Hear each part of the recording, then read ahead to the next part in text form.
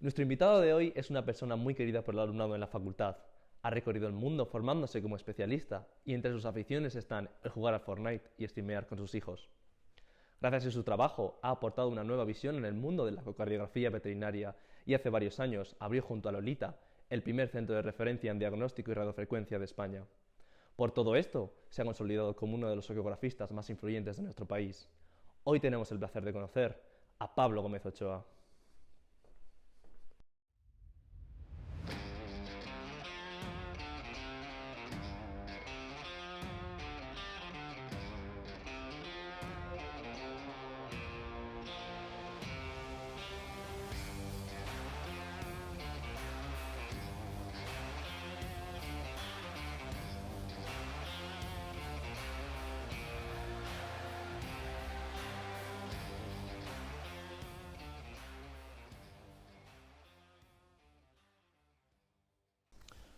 A ver, te quería comentar una cosa porque nuestro proyecto vino a raíz de un poco del podcast de Tris Sampaio, porque te acuerdas que te comenté que una vez, o sea, que escuché el podcast y me gustó un montón, y bueno, ya teníamos muchas raíces y muchas influencias del proyecto, pero yo es que vi el programa de Tris Sampaio y dije, joder, me molaría un montón que hiciéramos entrevistas a profesores.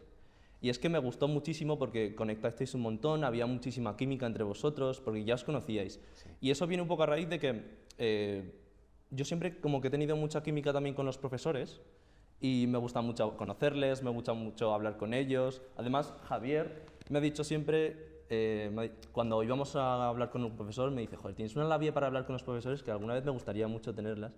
Y es que lo podía ver yo en esa entrevista, como Con Tris, la química que teníais, ¿sabes? sí, vamos, Tris es un amigo de hace muchos años y es un clínico como la copa de un pino, es una muy buena persona y además Tris no es nada monolateral, o sea, no es alguien dedicado solo a la veterinaria, tiene un montón de otras inquietudes, es un tipo súper interesante. Y bueno, ahora, pues como ves, está desarrollando este podcast y está teniendo Que está mucho muy éxito. chulo. Sí, está genial. Y entonces me preguntó si quería colaborar y yo encantado, igual que vamos. Claro. Es un placer Que se inmenso. llama Podcast Veterinario Podcast veterinario. de Tris Sampaio. Entonces, si alguien quiere verlo, el podcast, que vaya a Sí, sí. a su Spotify y que lo escuche. ¿Sabes qué pasa? Me gustaría también hacer un poco hincapié en que a nosotros me da la sensación de que en esta facultad, como está muy enfocada en producción, la clínica es un aspecto que se está dejando de lado. Bueno, no se está dejando de lado, sino que igual tiene la misma representación, el mismo volumen, el mismo peso, la producción que la clínica. Incluso yo me he encontrado con profesores de producción que rechazan un poco, ¿no? Tienen un poco de rechazo, tienen un poco de... Ya te lo hemos comentado muchas veces en prácticas, tú también nos has dicho que es verdad. Sí. ¿Sabes? En esta, ¿tú qué dirías a las personas que quieren hacer clínica? Que no se preocupen en España, que vale, que sí, igual se cobra menos, pero vale. ¿Hay alguna manera, hay algún método que se puede hacer Claro, para ganarte la vida bien, que estés ha cómodo? ha cambiado mucho, ha cambiado mucho. No creo que esas personas que os están, a veces por lo que me contáis, pues dando consejos negativos acerca de la clínica, creo que no tiene nada que ver cómo terminamos y la clínica que se hacía hace 10 o 15 años que ahora. Entonces ahora hay un convenio, desde el año pasado hay un convenio veterinario y ya son sueldos dignos, por supuesto, que se puede cobrar más, por supuesto, y pues al principio a lo mejor pues a todos nos gusta ir a un sitio que no haya que hacer urgencias, o a lo mejor sí, hay mucha gente que le gustan las urgencias, pero hay centros de urgencias especializados, entonces ahora la realidad es que no es acabar y tener que meterte en el primer sitio a estar ahí y a ganar 2 duros y hacer urgencias, no, eso no es así, eso no es así.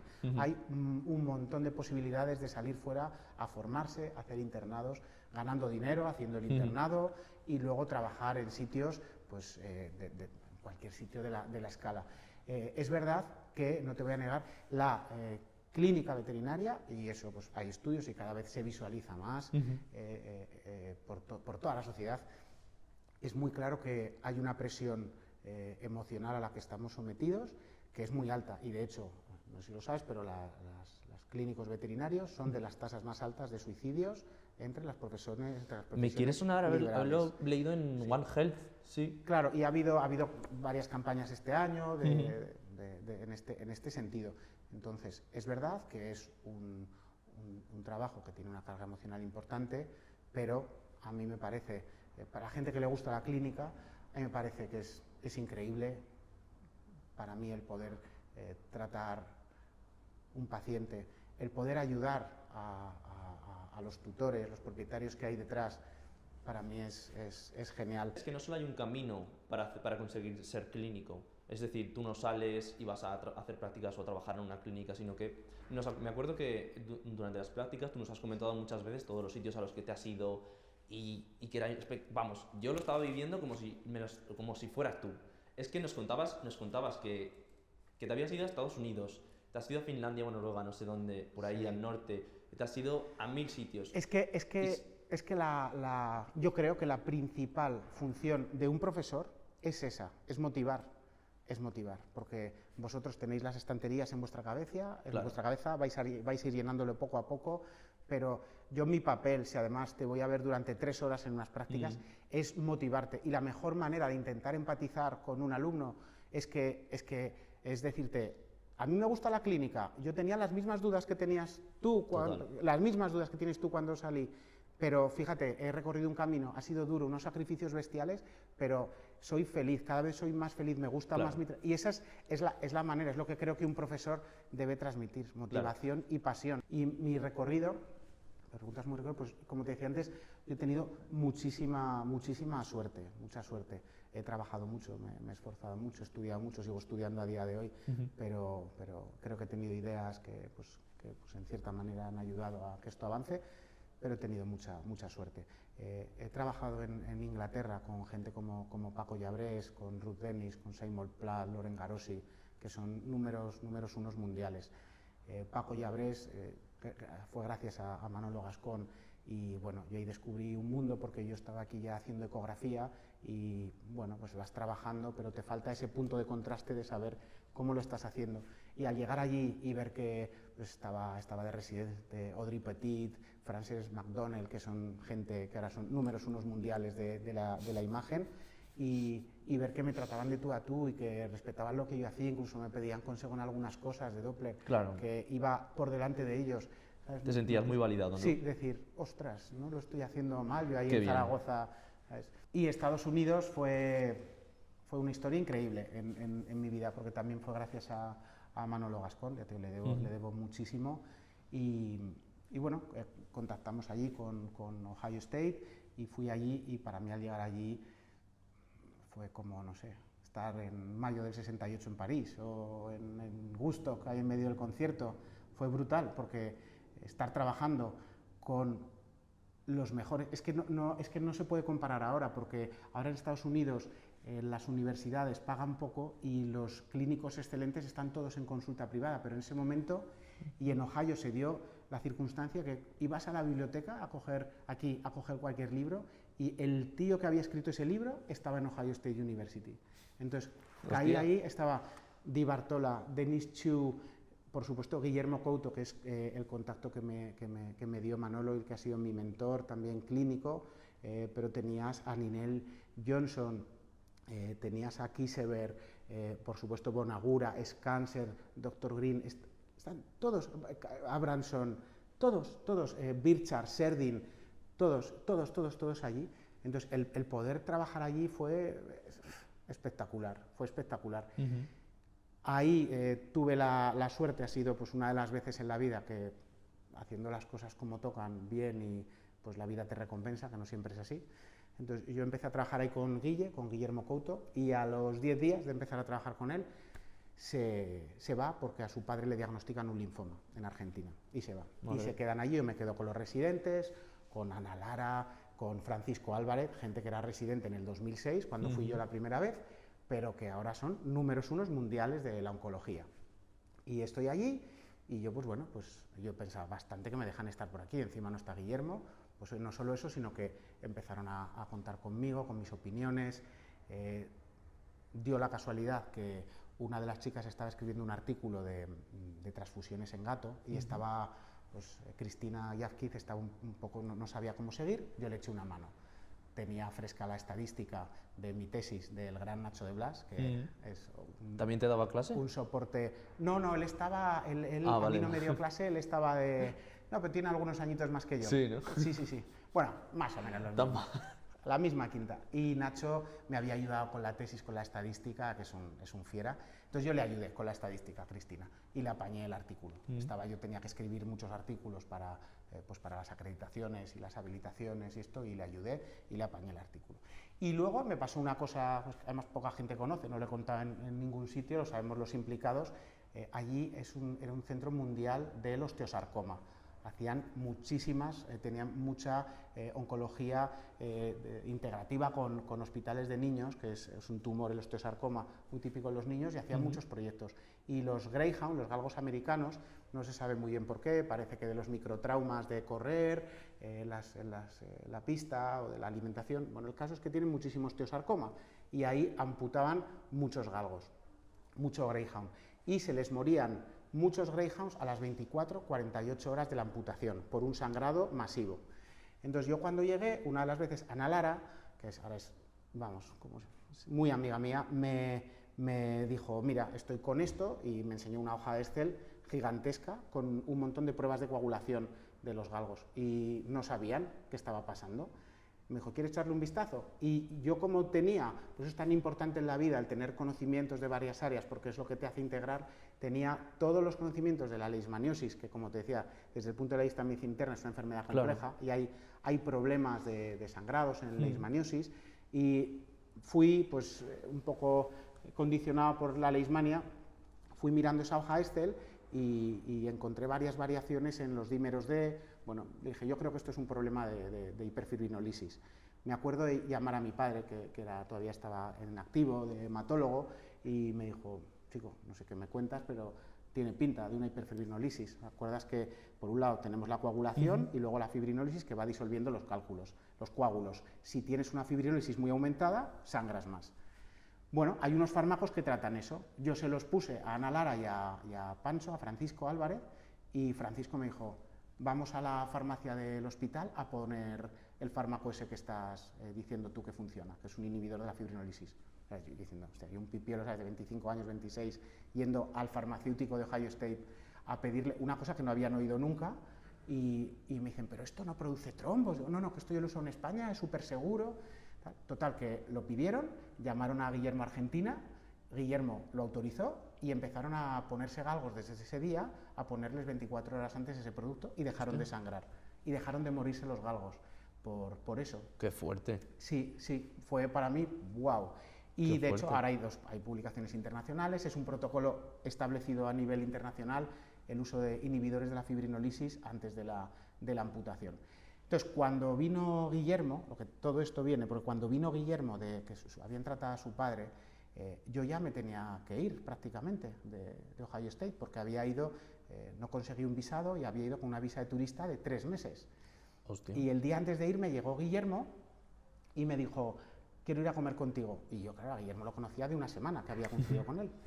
Quiero ir a comer contigo. Y yo dije, buah, ya ves, hostia, comer con Guillermo Couto. Fuimos ahí a un sitio al lado de la universidad, flipando. Ahí son muy fans de los Buckeyes, de Ohio Buckeyes, que es el equipo de fútbol americano, son locos, y hay una cafetería que lleva una estrella famosa de los Buckeyes, y nos pedimos ahí unos sándwiches italianos y estábamos ahí comiendo, y yo estaba diciendo, ostras, pues... Estoy con un señor aquí importante. El escritor del Nelson Couto, tal, y me dice, me gustaría que te quedaras conmigo a trabajar, sería un honor que te quedaras trabajando conmigo. Madre. Digo, ¿perdona? Claro. Dice, es que me he enterado que has apañado el paper de los gatos de la transfusión, que lleva atascado 6 meses, y que has hecho esto de los galgos, y me dijo, y por cierto, vas a salir de primer autor en el artículo de los gatos.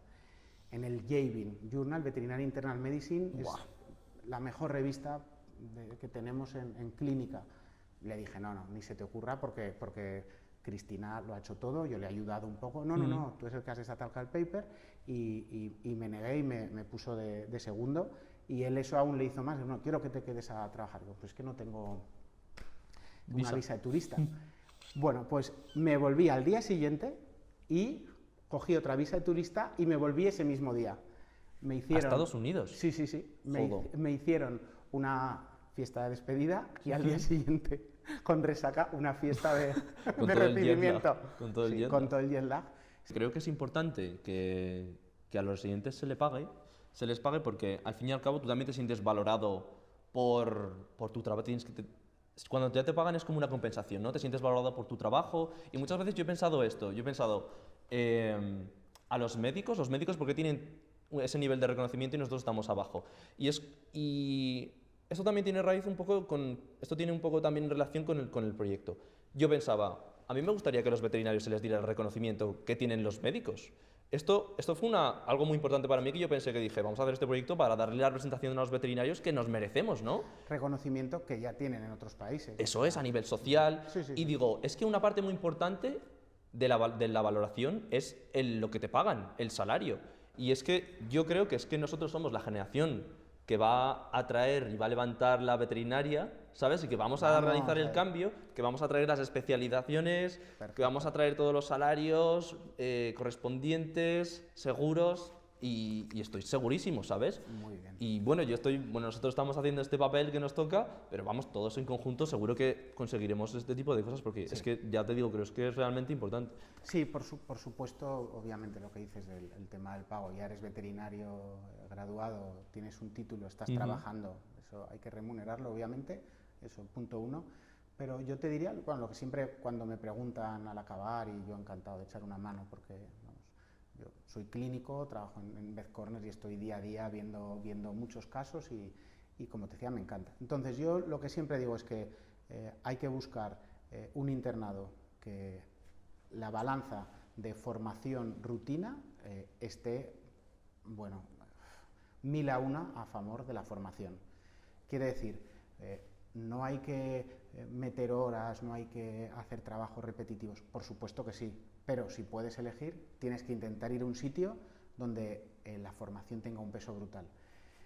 La formación, cuando pensamos en formación veterinaria, pensamos en estar en una consulta viendo cómo pasa consulta una persona o te está enseñando una técnica, pero la formación implica mucho estudio, muchas horas de estudio, estudio integrativo, es decir, tú ves un problema en la consulta, te das cuenta que no sabes, te das cuenta que te fallan las bases que tenías que tener de fisiología, de fisiopatología, de patología general, porque las has olvidado o porque no las tienes ordenadas adecuadamente, y entonces el conocimiento se adquiere luego en tu casa, codos, Empollando. libro, artículos, Claro. y ahí es como se progresa. Entonces, si estás 24 horas sobre 24, Claro. cambiando vías, no sé qué, tal, piensas que estás progresando mucho, no estás progresando. Entonces, y yo no conozco a nadie que después de estar 72 horas seguidas en un trabajo, luego le apetezca llegar a casa y ponerse a abrir el Totalmente. libro. Entonces, tienes que buscar eso, un equilibrio. Totalmente. Un equilibrio. Y luego algo que siempre que hablamos de formación, pensamos en la formación técnica, el tema de la formación humana. Yo soy de la... Importante. Sí, soy Muy de la opinión. Es como estos mitos, ¿sabes? Esa persona sabe mucho, pero es que explica muy mal. No, macho. Si explicas mal, no sabes tanto.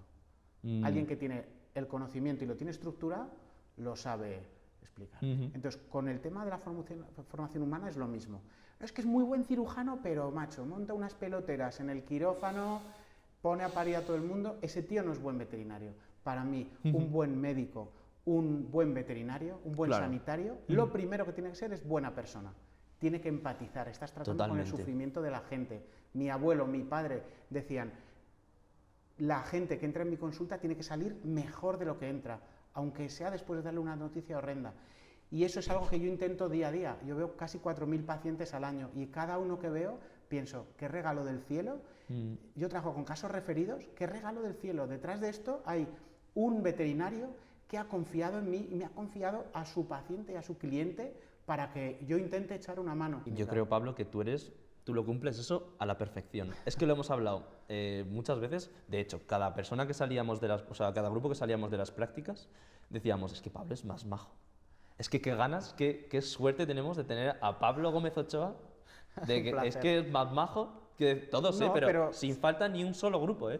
Majo, humilde, que te cuenta todo, ¿sabes? Que le preguntes y más. Y se explaya un montón, le gusta hablar un montón al señor y además es...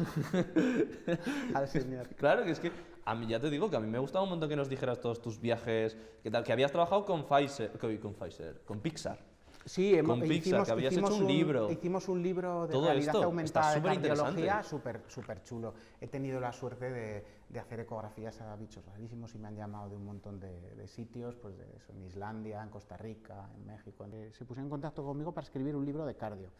Entonces, yo, pues, de las reuniones, la verdad, dije, yo no tengo aquí mucho que aportar, o sea, ya hay unos libros excepcionales de cardiología, pues, ¿sabes? Yo hago una parte de la cardiología, que es el diagnóstico ecocardiográfico y el tratamiento, pero yo inicialmente era reticente. Pero en una de las reuniones había un chico, Alex Max, que era ingeniero en esta empresa, y él le iban a encargar un dibujo de las válvulas, de tal. Bueno, acabamos la reunión y me acuerdo, yo creo que le llevé al AVE, porque él es de Barcelona, y charlando, nos dio tiempo, nos tomamos una caña, y entonces él me empezó a contar de la realidad aumentada en la que estaba trabajando, para, no sé si era un anuncio de zapatillas de Nike, o una historia de un videojuego de Nintendo, y me enseñó, y esto claro, estamos hablando, ahora todo el mundo sabe lo que es la realidad aumentada, pero estamos hablando hace 8 o 9 años ya, o sea, no había nada de realidad aumentada, y cuando me puso delante un QR y me enseñó, y vi la zapatilla y un dragón saliendo, dije, rápidamente, mi deformación, dije, esto para la enseñanza es brutal, claro. Porque hay muchas personas que, por ejemplo, en lo mío, en la ecografía, el estar haciendo una prueba tomográfica, el pasar del 2D al 3D, esta integración les bloquea mucho y tienen al principio un bloqueo en el aprendizaje de no lo voy a ver, no lo voy a ver, no lo voy a ver. Y le dije, ostras, ¿y si hiciéramos esto en el libro? No sé, tal que apretamos a la editorial cariñosamente, porque tuvieron que, me imagino que sería muy costoso, y dijeron que sí, les pareció bien. Entonces yo estuve 6 meses trabajando con ellos, con un chico que se llama Héctor Teruel, que ahora está de jefe en Abu Dhabi de una de estas empresas de videojuegos. ¿Cómo se llama la empresa esta que está en Canadá? Bueno, de los videojuegos más famosetes estos, del Counter-Strike y estos. Y este tío era un crack, un chavalito joven, y venía ahí sin dormir, con ojeras, con los pelos largos, y le digo, ¿qué? Mucha juerga ayer, ¿eh? Y me decía, ¿juerga? Si está el Mundial del League of Legends, ¿qué juerga? He estado toda la noche viendo el Corea contra no sé qué del League of Legends. Sí, entonces, bueno, en la vida de las cosas más bonitas surgen muchas veces de integrar cosas dispares. Entonces, yo el estar 6 meses trabajando con estos chicos, que eran ingenieros informáticos, que siempre me están queriendo invitar a conciertos de música electrónica, de Skrillex, que viene no sé qué, digo, yo soy muy mayor, yo me quedaba en el rock, yo si viene Offspring o Metallica voy, pero si no... Fue brutal, salió este modelo tridimensional del corazón, que... fue increíble, porque fue un exitazo el libro. Ya te digo, estuve 6 meses yendo, gratis, todos los viernes con ellos, me pagaba yo el AVE porque veía que era un proyecto que podía quedar... Futuro, ¿no? Sí, pero no futuro económico, sino, esto me ha pasado muchas veces en la vida, futuro de desarrollo mío, es decir, esto me gusta. Y luego ha coincidido muchas veces que las cosas que me han gustado y por las que he apostado por intuición, pues luego encima han tenido una muy buena salida económica.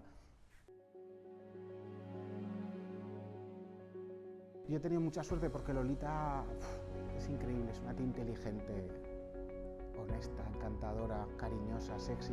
Es la locura del streaming. ¿Sí o no? Sí. ¿Tu hijo tiene streaming? Es Twitcher, claro, en Twitch. ¿Estas que... ¿Sí o no? Sí. Me di cuenta que la experiencia del cliente y la experiencia del paciente no tienen nada que ver. Nos disfrazamos de fastidios hepáticas. Buen disfraz, ¿eh? Es muy buen disfraz, en verdad. Claro, porque con el proyecto Scooby además vosotros os ibais a...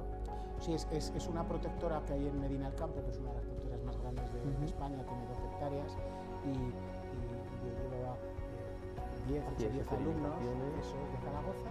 Guillermo Couto, mi mentor, que le debo la vida a Guille, pues Guillermo Couto traía de Ohio 5 o 6 alumnos, montaban allí y ellos se dedicaban